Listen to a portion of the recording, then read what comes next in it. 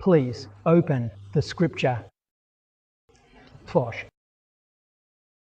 Second, last line.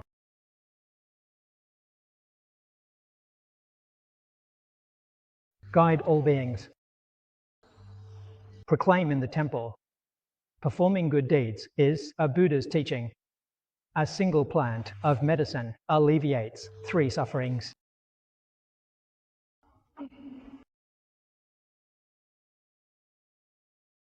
This passage scripture, what it talks about is compassionate to the point of alleviating suffering.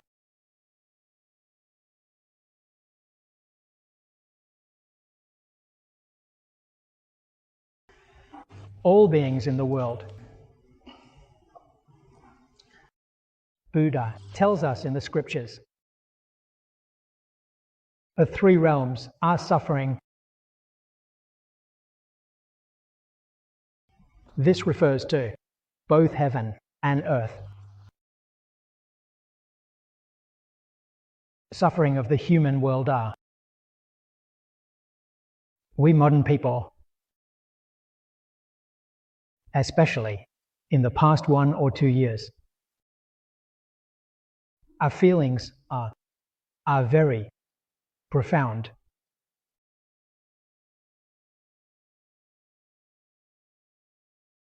And in fact, in the heavens, as Buddha says in the scriptures, there are 28 levels of heaven. It is suffering. Buddha tells us scriptures. The boundless and limitless sufferings can be divided into 3 categories. The suffering of decay, the suffering of action. These 3 major categories, they encompass everything.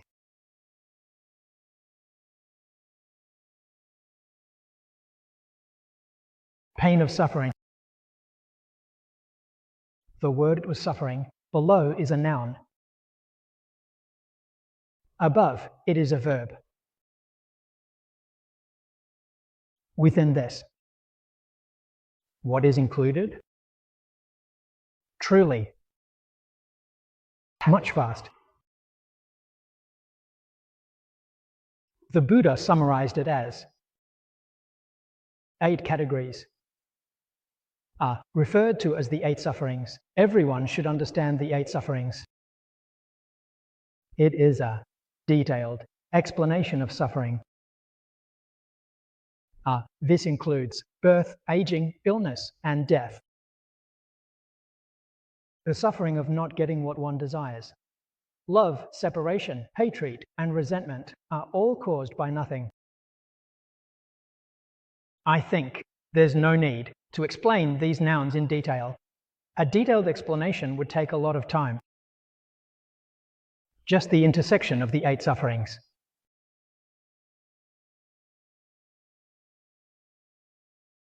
Besides the suffering of decay. The suffering of decay regarding all forms and appearances. They all deteriorate when they exist. We feel they are wonderful. When they start to deteriorate, we feel the suffering. As for the last point about hardship, for example, people in the world often say, youth doesn't last. This is in line with the suffering of change. Moment by moment, things are changing. Moment by moment, things are shifting. The mind is restless. This is a form of hardship. Buddha tells us, within desire, all 3 types of suffering are. Life is hard. in the heavenly world. The suffering of suffering is gone.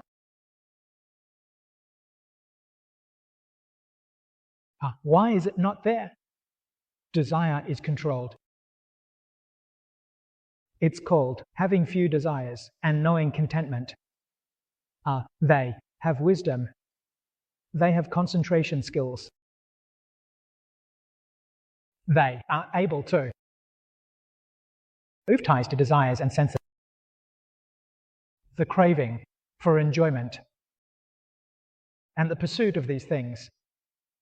They let go of this.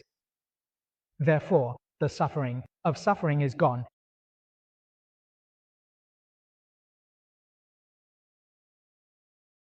Beings form realm are transformed bodies.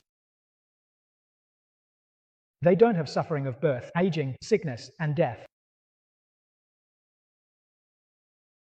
The realm of desire is too deep. It's too warm, unique to petrification. The majority are born from warmth, moisture, and life. They make up the majority.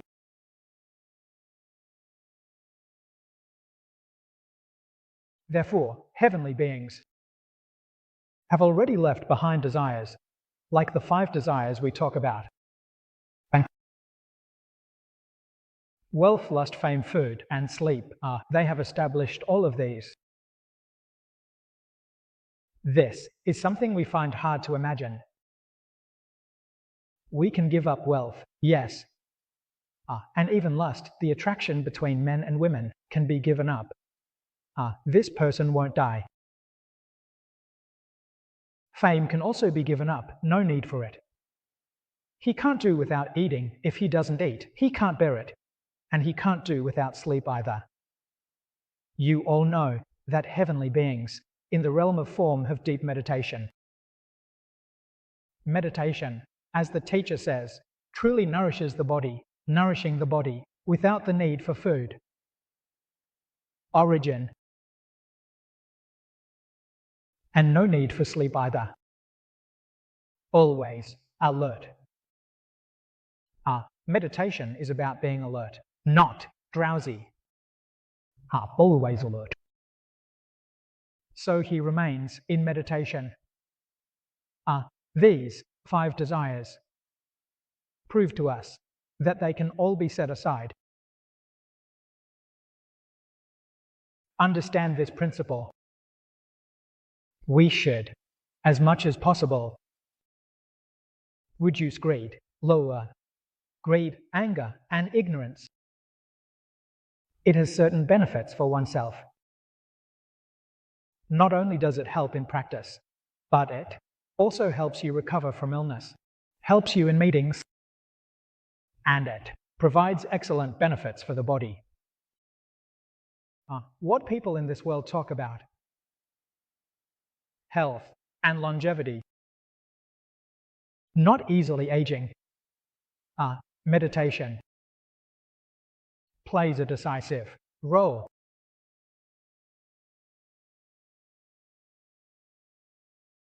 Those with deeper meditation skills,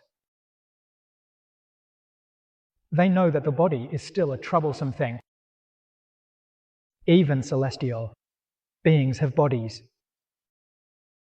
Although their bodies don't experience suffering, they do have the suffering of decay. This body will eventually deteriorate one day. The environment they live in, the palace of the kingdom, too, will have a day of destruction. So it's outer treasury. Thus, some wise people know where this bad omen comes from, because there is life. Because there is form and appearance, the treasury is changed. It goes a step further, discarding the body. This form and appearance, too, is abandoned. Entering the state of nothingness, of course, there are no drawbacks. The suffering of decay and the suffering of pain are gone. He still has hardships. The hardship is that, although this state is good, it cannot be maintained forever.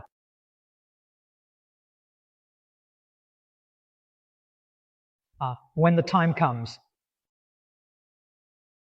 he just can't keep it. So this is the highest level within the realm of hearing. There is nothing higher, and he can't maintain it, so he will fall downwards. This is called the suffering of action. Buddha told us that all three realms are full of suffering. In the Lotus Sutra, it is described as the fire of the three realms. It's like a building on fire inside. There is no place that is safe. So we must understand. Within the six realms, there is only suffering, no happiness. What is so-called happiness? Happiness is suffering, a temporary pause. You feel very chaotic. Actually, this is your illusion. For example, what the Buddha says is sensible. People can't go without 3 meals a day.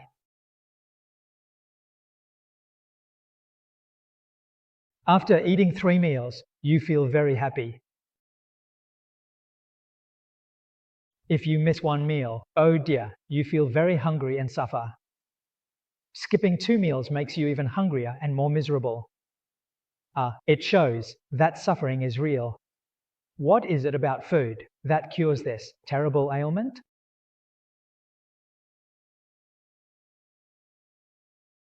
What is so good about this God? What is the benefit? When the time comes, you need to treat it, otherwise you can't bear it. These are the facts and truths. How many people think about this? How many people notice these facts and truths?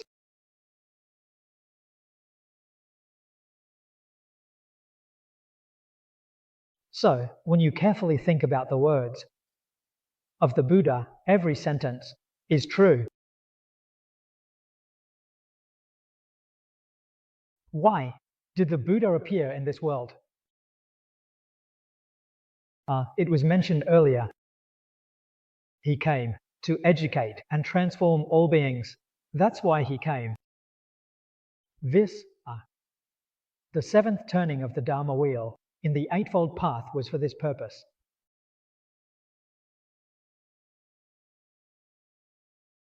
In today's terms, this matter involves engaging in social education work. And the subjects of this education are all beings in the 6 realms. Let's relate it to our own circumstances. If we expand it further, it becomes difficult to connect with beings. These are the beings that the Buddha aimed to educate.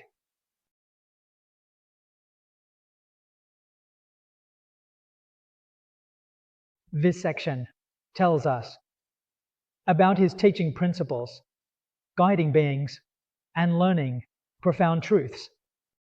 The beings in this context are sentient beings. Sentient beings, in modern terms, are like moving water with feelings. Those with emotions are animals.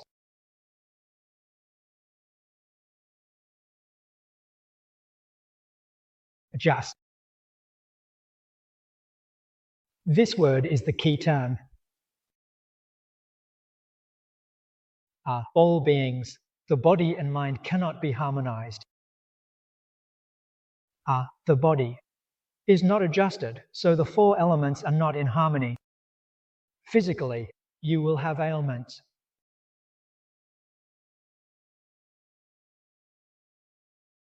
What if the mind is not adjusted? You will have worries and troubles. So, the principle of Buddha's teaching is to help all beings. How? To adjust the mind? How to adjust the kidneys?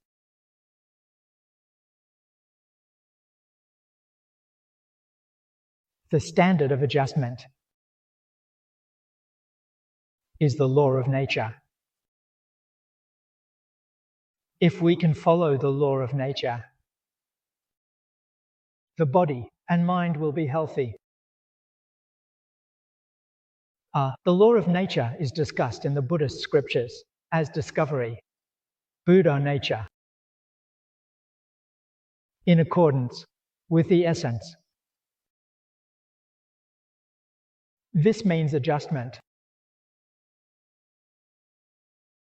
If it is contrary to the essence, trouble arises.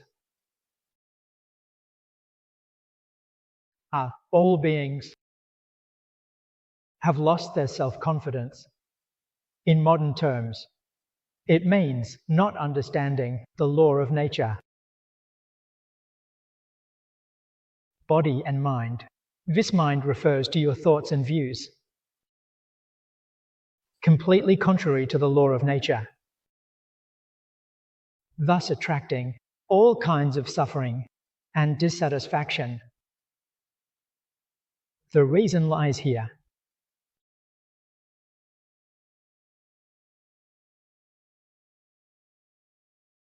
What is the law of nature?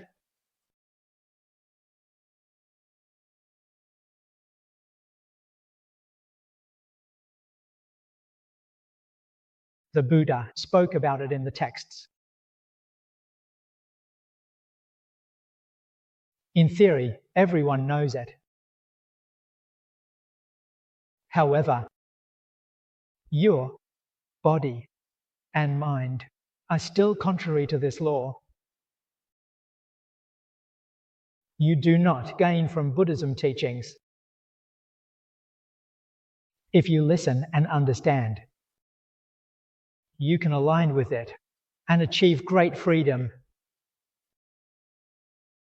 and gain true benefit, true happiness, perfection.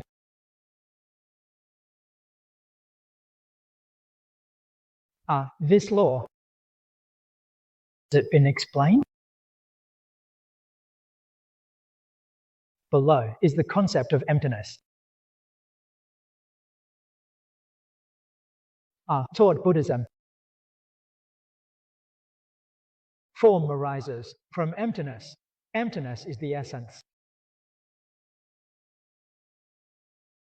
The appearance of existence is not true existence. The Prajnaparamita Sutra explains it very well. The Heart Sutra, everyone recites it daily.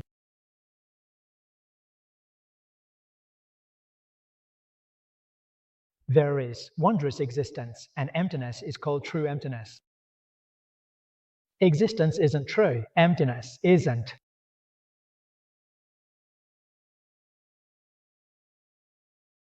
So the word true is added to emptiness.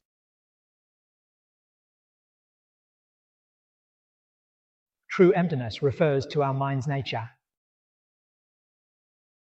Mind is true emptiness.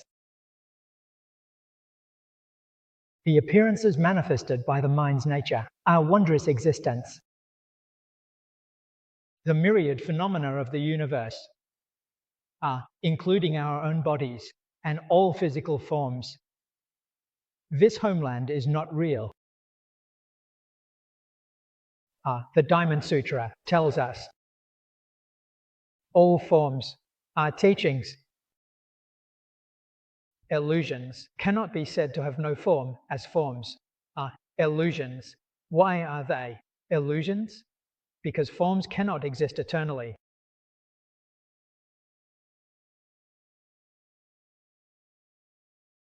Not only the forms of the 10 Dharma realms cannot exist eternally. Even one true Dharma realm is not. So we see these phenomena. They still exist for a period of time. This form is like a mutual form.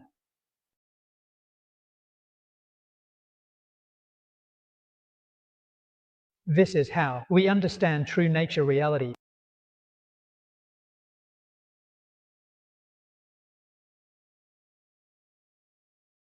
If we understand the true nature of reality, we will not differentiate or cling to forms. Why? Because it is an illusion, a dream, a bubble, a shadow. If you differentiate, it is delusion. If you cling, it is affliction. Where do delusion and affliction come from? They are self-created and self-experienced. This is showing the true nature of reality. The Avatamsaka Sutra tells us about all these phenomena. Its existence lasts only for a fleeting moment. The Renwang Sutra tells us 60 instants in a snap of the fingers, 900 lives in one instant. The time of a snap of a finger is very short, 1/60th snap.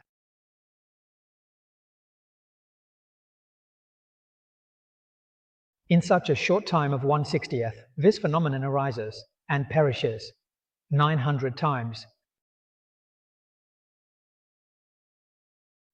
It's like when we watch a movie now. Using a movie as an analogy makes it easier to understand. The movie projects this image onto the screen. In the projector, there's the film, as everyone knows. 1 second. Its frames switch 24 times. In 1 second, 24 frames are shown. This film continues in succession, continuously. We see it as if it's real. In 1 second, there are only 24 switches, and after this switching, then the Buddha uses this explanation from the Renwang Sutra. When we discuss the Buddhist scriptures, talk about history, and explore the grand history, the body is very healthy and vigorous. We speak quickly and with great strength. We talk so quickly that in 1 second, we can speak 4 times. 4 times 60, then times 900. So how many frames are projected in this second? 2x 108,000 frames. This is the phenomenon we observe. On the screen, in 111 seconds, 24 frames have already deceived you into thinking it's real. If in 1 second there are 2 times 108,000 frames, how would you know it's fake?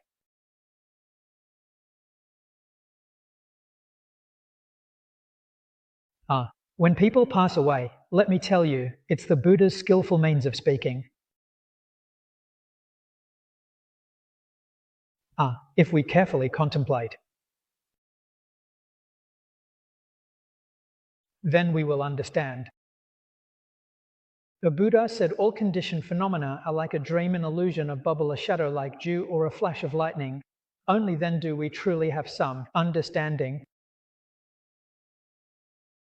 In the Avatamsaka Sutra, it is explained even more clearly. Not just in an instant, not just 910 years. Shui.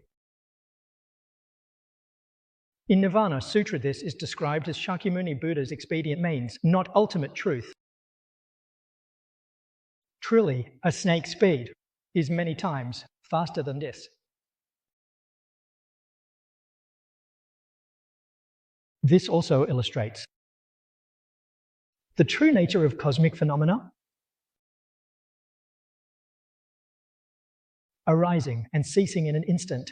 Therefore, the Buddha also referred to this phenomenon as neither arising nor ceasing. You need to understand. If indeed there is neither arising nor ceasing, wouldn't it be nonsense to say there is neither arising nor ceasing?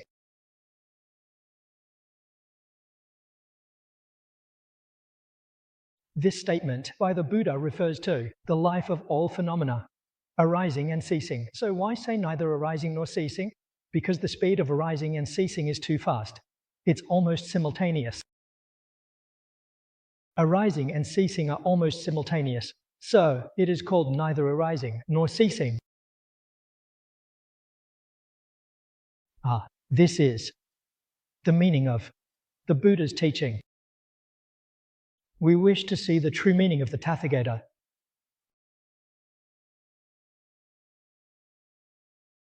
For those who understand the true nature of reality, where do you imagine the existence of phenomena?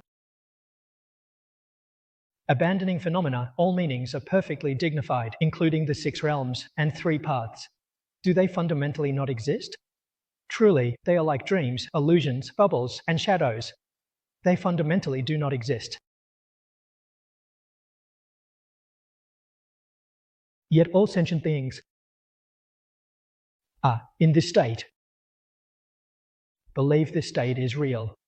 Believe this state truly exists. Within this state, they give rise to delusions and distinctions. This matter is troublesome. Thus, the phenomenon of instantaneous birth and death was transformed. This is like momentary, arising, ceasing, momentary transformation. What tower transforms this phenomenon? It is the delusional distinctions and systems. So, if your thoughts are good, the transformation is into a good state. If thoughts are evil, the transformation is into an evil state.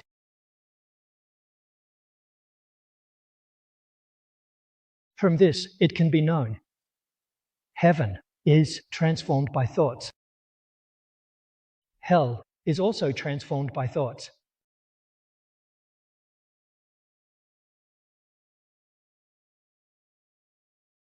Understanding this principle, you realize the knowledge within the word "our just" is vast.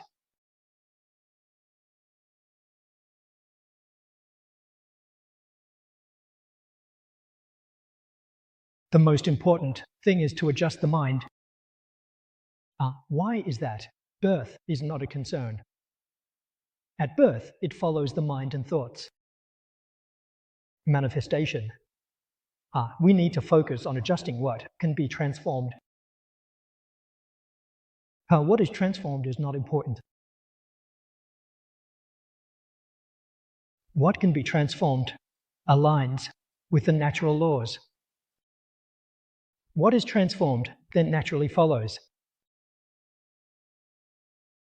It transforms into the land of ultimate bliss, into the flower-adornment world. It transforms into a beautiful paradise of the world. Everyone's life is happy and fulfilled. How wonderful is that? Is it possible to achieve this? Certainly. The issue is you need to understand the principles within. Understand how the realm evolves. Therefore, Buddhism teaches us to speak truthfully, to bring the flower-adornment world, the land of ultimate bliss, to the universal significance